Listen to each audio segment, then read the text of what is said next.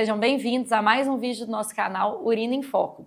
Meu nome é Júlia Duarte, eu sou médica urologista. Estou aqui com meu amigo Renato Mascarenhas, também urologista. E vamos lá! Você sabia que o cafezinho que você toma pode influenciar a sua bexiga?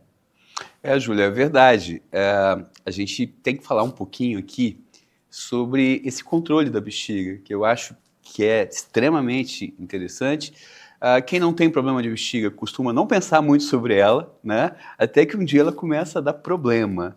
E isso tudo tem a ver com a sua via neurológica de controle, ou seja, a gente sabe que a informação ela é toda organizada pelo cérebro, né? A partir do momento que a informação sai do cérebro, ela segue pela medula, que são basicamente fios que se distribuem pelo corpo para que o controle do cérebro sobre qualquer órgão, músculo, enfim, ele aconteça e finalmente chega na bexiga.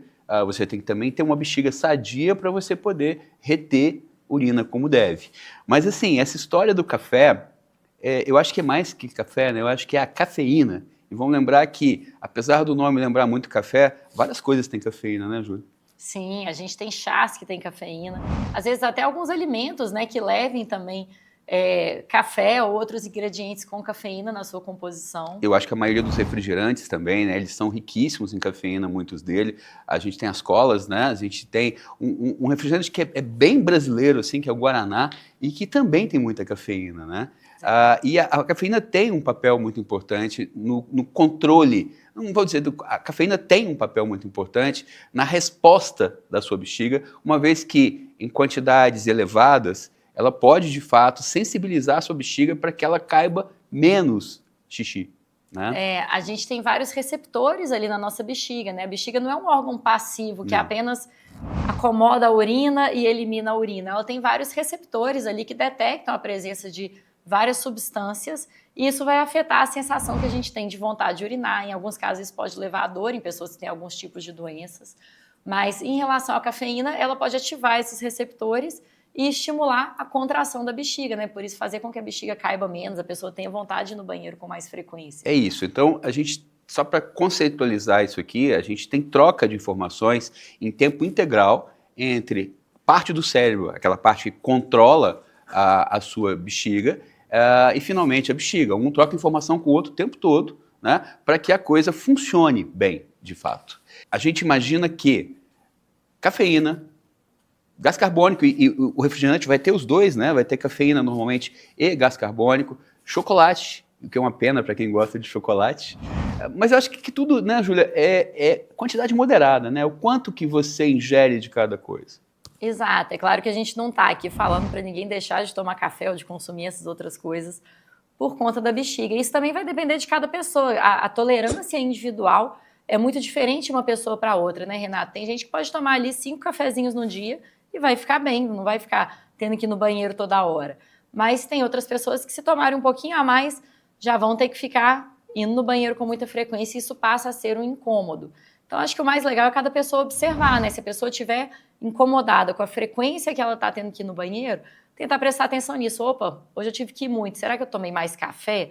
Ou outra dessas, né, consumir mais refrigerante, ou mesmo água com gás, às vezes pode também ajudar, né, por conta do gás carbônico, como você falou. Então, assim, observar, naquele dia que você está incomodado, tendo que ir mais no banheiro, o que teve de diferente nos hábitos, principalmente no consumo, né, de alimentos e bebidas naquele dia? Porque se aquilo estiver te incomodando, isso pode ser uma coisa para intervir, para melhorar esse quadro, né? Júlia, eu não sei se você já teve esse questionamento em consultório. Algumas pessoas conseguem correlacionar a ingesta de alguns alimentos com uma maior sensibilidade da bexiga ou até com algum ardor, alguma coisa assim para urinar. Eu vejo isso muito com frutas cítricas, alguns temperos, corantes. Você já teve essa percepção também? Esse tipo de reclamação em consultório? Sim, as frutas cítricas muito, né, como você falou, assim, alimentos ácidos em geral, alimentos mais apimentados, muito condimentados também, exatamente por conta da eliminação de substâncias pela urina, que, né, a gente ingere esses alimentos e aí após a filtração do sangue, igual a gente já explicou em vídeos anteriores, às vezes alguns componentes daquele alimento vão ser eliminados pela urina e eles podem ativar esses receptores que a gente tem na bexiga e levar a vontade de urinar mais vezes ou em pessoas que têm alguns quadros específicos, dor, às vezes alguma ardência na hora de urinar. Eu acho que esse é um conceito importante. Nada é proibido, mas talvez, se você começa a perceber que alguma coisa não está te fazendo bem, que alguma coisa está te obrigando a ir ao banheiro e que você eventualmente tem um consumo exagerado de um desses produtos que a gente falou aqui agora, eu acho que é caso de rever conceitos, né? Uma coisa que eu gosto muito também de ressaltar para os pacientes, Renata, é que isso não significa que todo mundo tem que cortar todas essas coisas, ou mesmo, né, moderar todas as coisas. Claro que a moderação é bom para tudo, né? Mas, às vezes, as pessoas podem ter sensibilidades diferentes. Então, às vezes, tem pacientes que, com a cafeína, tem que ir muitas vezes no banheiro, mas que não tem problema com o chocolate ou com uma água gasosa, por exemplo. Então, isso é muito individual. Eu costumo muito fazer o paralelo da enxaqueca para os pacientes, né?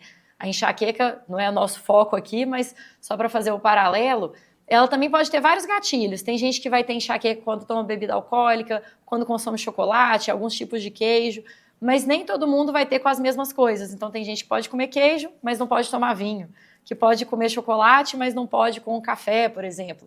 Então eu tento fazer esse paralelo assim, para a pessoa observar o que para ela está realmente fazendo diferença, e aí procurar moderar naquelas substâncias, né? Então eu acho que o resumo aqui, o recado aqui é o seguinte: o controle da sua bexiga, ele é extremamente sofisticado do ponto de vista cerebral. A informação entre cérebro e bexiga, ela é trocada o tempo todo, até quando a gente está dormindo, né?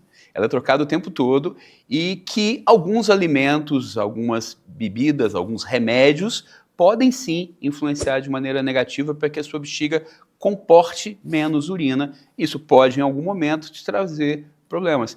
Eu já tive, só um exemplo aqui, eu já tive pessoas que tomam uma garrafa de café por dia e desenvolveram uma hipersensibilidade da bexiga, obrigando ela a ir mais vezes ao banheiro, e o tratamento foi basicamente, reduz o café.